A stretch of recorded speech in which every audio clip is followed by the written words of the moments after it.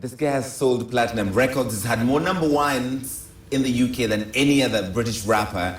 And he's in Kenya for the first time, performing at the Jameson Connect party this weekend. Tinie Tempah, welcome to Nairobi, man. Thank you very much, We're bro. very excited to have you in our city. Thank you, bro. I'm glad to be here as well. It's my first time, so. How are you liking it so far? So far, it's been good. Like, when we left London, the weather was terrible, bro. Terrible. So I'm happy to have arrived in Nairobi. Nice weather. I've been down to Carnival already. Oh, all right. Had some food.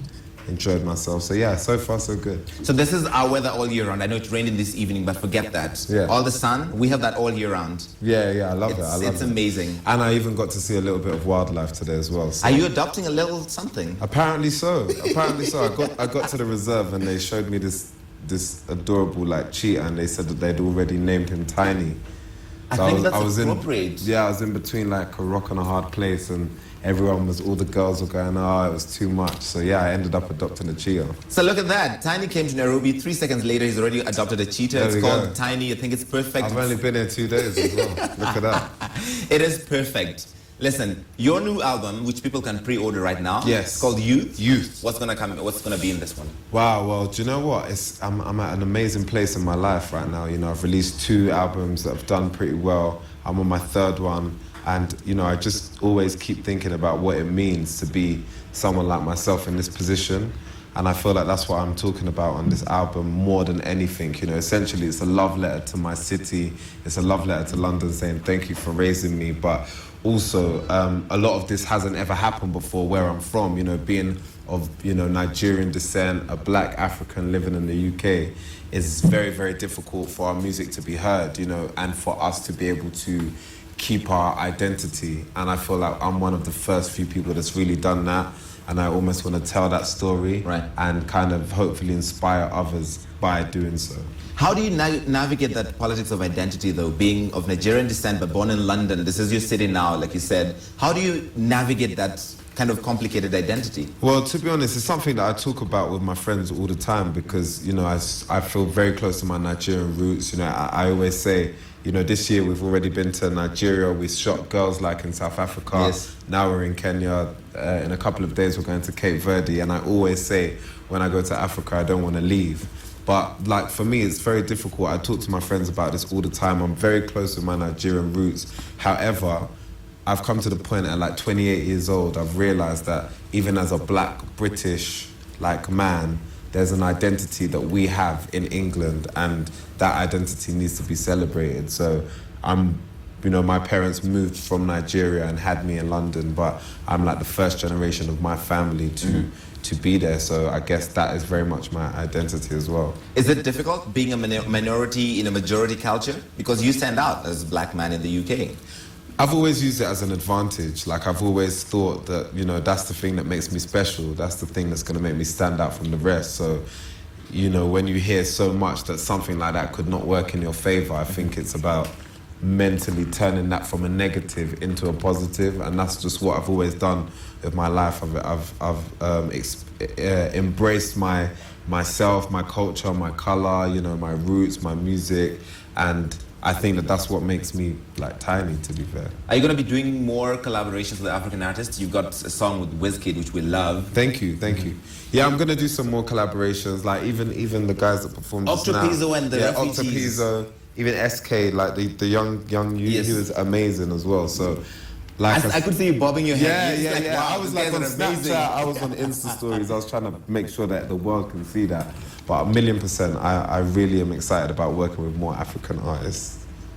So, how were you able to break out? You've had more number ones than any other British rapper, which is huge. Congratulations for that. Yeah, thank you very much. It's good because usually when people say, oh, any other British rapper, like there's loads of rappers having number ones, but I think what's amazing about what's happened now is that it's gone beyond rap. So I've had, you know, I think now as many number ones as like David Bowie, or if not more, you know, in the UK as many, if not more, than Michael Jackson and Elton John and Queen. And so now it goes beyond just rap, right? And just, you know, and that, for me, I've always thought that, you know, our culture needs to be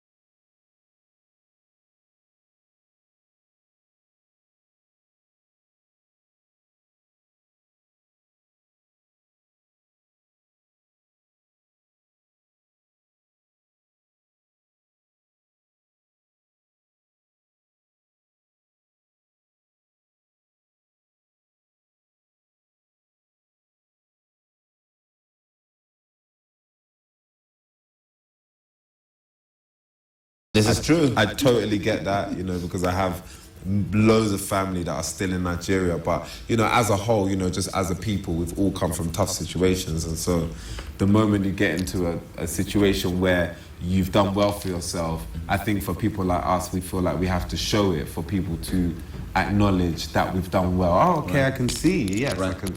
And I feel like that's where it's come from. But for me as a rapper, like, you know, I wasn't born in America, I was born in England, and I kind of know who I am in that respect. And I've always just wanted to represent, you know, a British artist in the best light, in the best way I can. Why Tinie Tempah? How did that name come about? It was just like a nickname from secondary school. Is it because you were small? Yeah, like, I think at the time, I don't think it was really because I was small. Loads of like rappers had like these double barrel names. Yes. So it was almost like a new first and last name.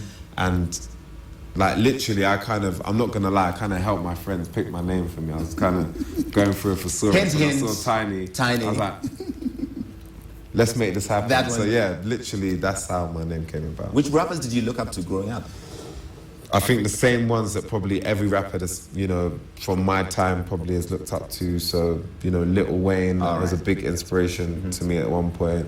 Eminem, of course, Busta Rhymes, even Jadakiss, Cameron, Jay-Z, the whole Dipset crew. Like,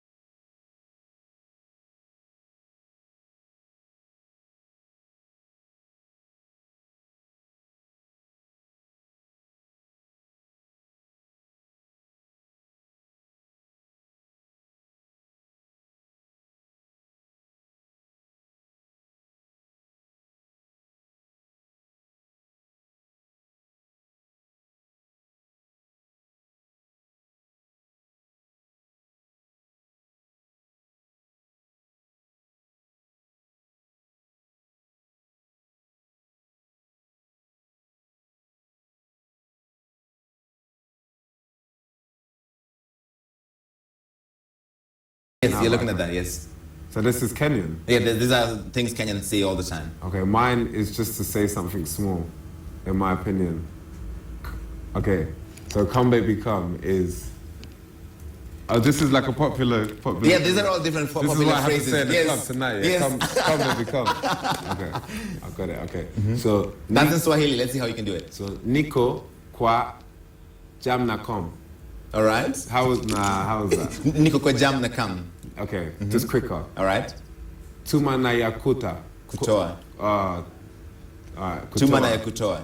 Tuma na Yakutoa. Yes. All right, cool. Uh-huh. Tigawana. All right, and the last one? Bank or a touch. A tooch. A tooch, that's what I was going to say. Close That's enough. a tooch, close enough. Bank Oh. a tooch. Yes. All right, listen, before we let you go, we've got some questions from social media. Okay. And Anne Okumu is looking through all of that. Anne, what are they saying? We have Come some baby, come. feedback here, Larry. Nice, you're learning very fast.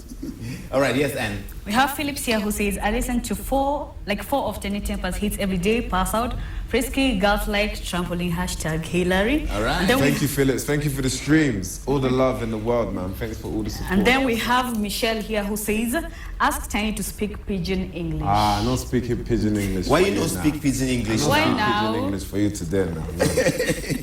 Larry, Yes. you should teach brother to speak Pidgin now. I should teach him a little. So when you come to the show now, you can speak No, to I him know without Pidgin wahala. English now. Nigerian Pidgin English. Now. All right, but you live in London. So how do you speak Pidgin? We don't really use them, you know.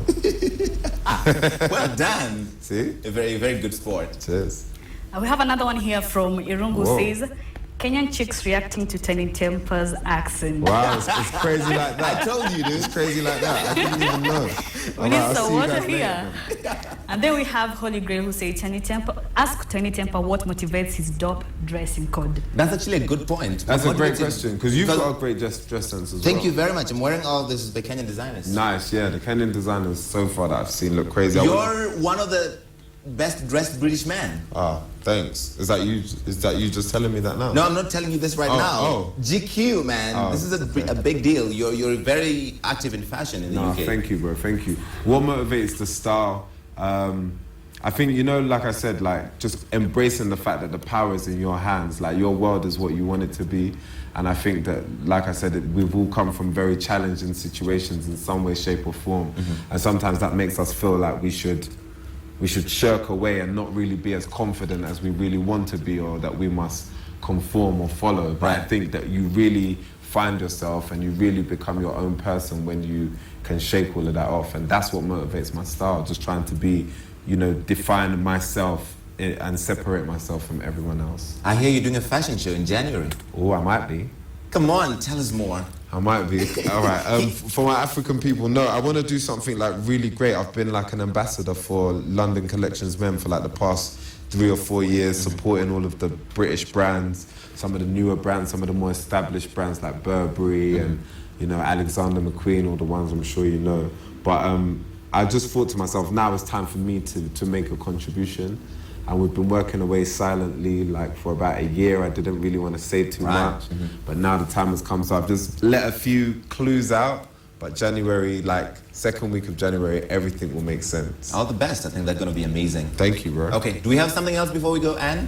Last one here from Triple says, I think Tinie Tempah should do one-on-one rap battle with Octopizzo. Oh, yeah. That sounds good, but I think I'd rather do that on my own social media and put that on my. We're going to look at his social media, man. Octopizzo is going to be hanging around. Everybody go follow Tinie. Maybe he might do something on his social media. Hit me up on the Instagram. All right, Oga, thank you for coming on the show now. Ah, my God, thank you. I'll see you, yeah? I'm going to see you. Go catch him at Jameson Connect this weekend. It's going to be amazing. Yeah, Carnival Grounds. It's going to be madness. Madness. Will it be amazing? Yeah, we're going to shell it down. So you've got to tell everybody how excellent it's going to be. We're going to shell it down, man. We came all this way. We came 8 hours to be here. Wow. So it's going to be crazy. It's going to be worth it. Excellent.